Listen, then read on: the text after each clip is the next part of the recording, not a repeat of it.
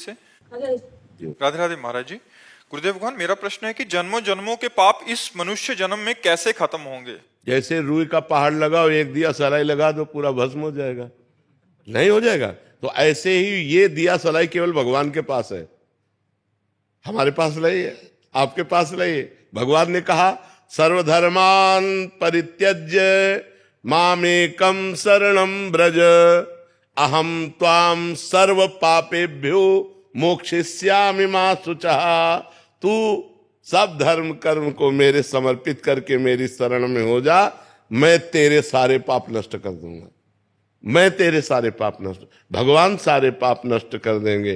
तो हमें भगवान का नाम जप करना चाहिए, भगवान का नाम कीर्तन करना चाहिए, भगवान की लीला कथा सुननी चाहिए, भगवान के भक्तों का संग करना चाहिए, सब में भगवान की भावना करके सेवा करनी चाहिए। हमारे सारे पाप भगवान नष्ट कर देंगे। कभी गृहस्थ जीवन में रह के कभी कभी कुछ ना कुछ मुश्किलें आती है, मतलब ध्यान ऐसे भटक जाती है। नहीं, मुश्किल बच्चे हैं, ध्यान भटकता तो सबका है और मुश्किलें सबके आती हैं, आपकी ही बात नहीं है। हर मुश्किल से लड़ने के लिए हमें मनुष्य जन्म मिला है, भागने के लिए नहीं। सबके पास मुश्किलें हैं, चाहे बाबा जी हो, चाहे गृहस्थ हो, चाहे जवान हो, चाहे बूढ़ा हो, चाहे स्त्री हो, चाहे पुरुष हो। कोई ऐसा नहीं जिसके जीवन में मुश्किलें ना हो। क्यों भाई, तुम मुश्किल रहित हो क्या? हम भी मुश्किल में है, तुम भी मुश्किल में हो, लेकिन हम मुस्कुराते हैं, तुम चिंता में हो। मुस्कुराहट बनी रहे मुश्किलों में, इसीलिए मनुष्य शरीर मिला है। और वो तभी हो सकता है जब भगवान से जुड़े हो। अगर भगवान से नहीं जुड़े तो आप मुस्कुरा नहीं सकते, पक्का समझो। भारी से भारी विपत्ति और दुख में भी जो मुस्कुरा के कदम बढ़ावे वही तो मनुष्य है। जब भगवान को विपत्ति मिली तो हम इंसान को क्यों नहीं मिल सकती? राम जी को सुबह राज्य मिलना था और समय के 14 वर्ष का वनवास मिला। थोड़ा विचार करो कि अगर हमारे पास ऐसी विपत्ति हो तो जीना मुश्किल हो जाए। सुबह चक्रवर्ती राजा बनना है और शाम के नंगे पैर वनवासी वेश 14 वर्ष किसी ग्राम में नहीं जाना। 14 वर्ष तक वनवास, कंदमूल फल पे जीना, कभी रोटी दाल नहीं खाना। तापस वेश विशेष उदासी 14 वर्ष राम वनवास। कितना बड़ा कष्ट भगवान को झेलना पड़ा। फिर हम इस मृत्यु लोक में जन्म लेकर मनुष्य होकर, ऐसी समस्याएं तुम्हारे पास है नहीं।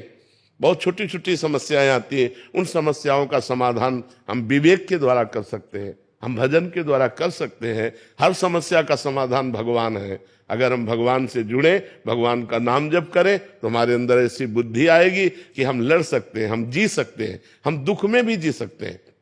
तो यही कला आप भी सीख सकते हो। खूब नाम जप करो, भगवान से चित्त को जोड़ो। मरना तो है ही यार, एक दिन तो मरना ही है सबको। रो रो के क्या मरना है यार, आनंद पूर्वक। आज हमें दुख है तो मुस्कुरा के जीते, कल सुख आ जाएगा, अपने आप आ जाएगा। जैसे दिन है वैसे ही रात, रात आई दुख, दिन आया सुख, ये एक क्रम चलता रहता है। दुख सदैव कोई दुखी नहीं रहता और सदैव कोई सुखी नहीं रहता। सब दिन होत ना एक समान, दिन बदलते रहते हैं। तो हमें चाहिए मुश्किलों में हम कमर कस ले कि अब मुश्किल आई है, अब मुझे भगवान का सहयोग लेकर इसे जीतना है, इससे हारना नहीं है।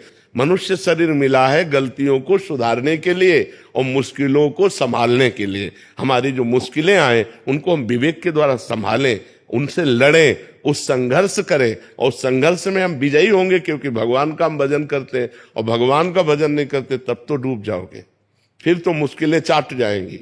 अगर भगवान का भरोसा है और भगवान का भजन है तो बड़ी से बड़ी मुसीबत से भी निकल जाओगे, पक्की बात समझो। अध्यात्म शक्ति देता है। हाँ, आज अगर हम आपके सामने बोल रहे हैं, हंस रहे हैं और जी पा रहे हैं तो सच्ची मानो, शपथ पूर्वक कहते हैं, कसम पूर्वक कहते हैं कि केवल हम प्रभु की शरण में तो हम जी पा रहे, नहीं जी नहीं पा सकते थे। और अब मस्त रहते हैं क्योंकि प्रभु की शरण में मरना तो एक दिन है ही यार, है? बिल्कुल मस्त रहना चाहिए। मनुष्य जीवन मस्ती के लिए मिला है। वो मस्ती तभी रहेगी जब भगवान से जुड़ोगे।